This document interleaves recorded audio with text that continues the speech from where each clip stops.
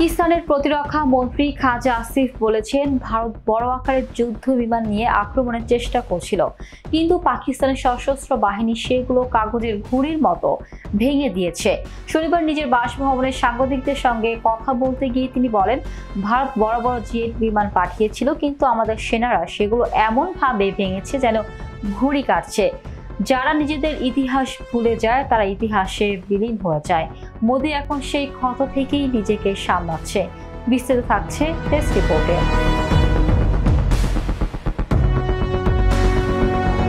নিজ বাসভবনে সাংবাদিকদের সঙ্গে কথা বলার সময় মন্ত্রী আরো বলেন, অনেক ছাত্রী আমার বাসায় এসে সংহতি জানিয়েছে।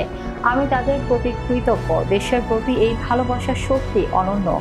ভারত বড় বড় জেট পাঠিয়েছিল, কিন্তু আমাদের সেনারা সেগুলো এমনভাবে ভেঙেছে যেন ঘুড়ি কাটছে।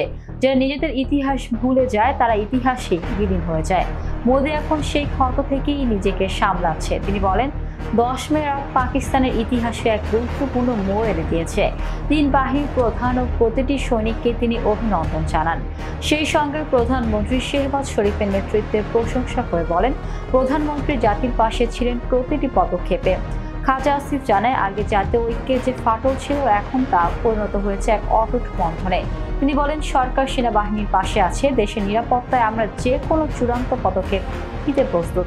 শেষে তিনি বলেন, আমরা পূর্ব সীমান্তে ভারতের বিরুদ্ধে বিজয় পেয়েছি। ইনশাআল্লাহ পশ্চিম সীমান্তে আরো বড় সাফল্য আসবে।